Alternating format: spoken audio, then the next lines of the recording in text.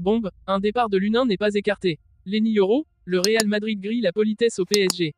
PSG, le danger Real Madrid se confirme grandement pour Hakimi. Avant de commencer, si c'est la première fois que tu passes ici, je t'invite donc à t'abonner, c'est gratuit, ça prend 2 secondes et ça fait plaisir. Merci beaucoup à toi.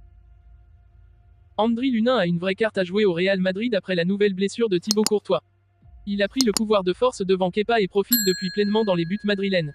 Sans Thibaut Courtois, Andriy Lunin est le grand gagnant au Real Madrid en cette saison 2023 à 24. L'Ukrainien est passé de numéro 2 oublié à remplaçant de luxe avant de prendre une toute autre dimension ces derniers mois. À 25 ans et après plusieurs piges ratées en début de carrière, c'est finalement au Real, le club qui a parié sur lui très jeune, qu'il s'est révélé et dans un cadre qui n'a rien de facile. En Espagne, il est le meilleur et en Europe, il est le second derrière Sommet au regard des statistiques et du pourcentage d'arrêt. Il va se faire désirer. Lunin a envie d'être le gardien numéro 1 du Real Madrid pour les prochaines années aussi, c'est une certitude, mais il sait que Thibaut Courtois est toujours dans l'équation malgré sa nouvelle blessure au ménisque. Le Belge reviendra la saison prochaine à présent et Lunin a le champ libre jusqu'au mois de juin. L'autre certitude, c'est que les dirigeants madrilènes veulent aujourd'hui prolonger l'Ukrainien car il est en train de démontrer qu'il est taillé pour prendre la succession de Courtois. Le souci, c'est que le joueur va être très sollicité cet été et qu'il n'a assurément pas envie de retourner dans l'ombre du Belge. Selon AS, il n'est pas encore acquis que Lunin prolonge, ce dernier ayant à même l'intention de tester sa valeur sur le marché avant de prendre sa décision.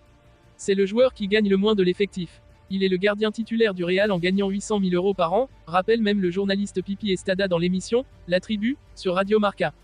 Et c'est vrai, l'Ukrainien a le salaire le plus bas de l'effectif mais il est déjà garanti que le Real lui offrira mieux dans les prochaines semaines afin de le convaincre de rester. Car si Lunin venait à partir, le club devra conserver Kepa, voire recruter pour se prémunir d'un nouveau contretemps avec Courtois. Pour la première fois en 7 ans, c'est cette fois Lunin qui a les cartes en main, il compte donc bien en profiter. Le Real Madrid va prendre Kylian Mbappé au PSG cet été mais il ne sera peut-être pas le seul puisque le principal prospect du club français est aussi sur les tablettes du Real.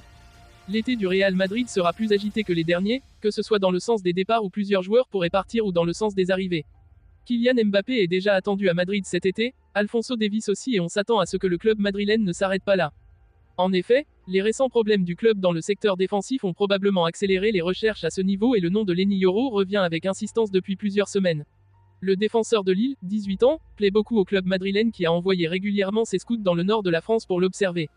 Représenté par l'agence de Jorge Mendes, le Français est désormais considéré comme une priorité pour cet été puisqu'il est vu comme un renfort pour le présent et l'avenir.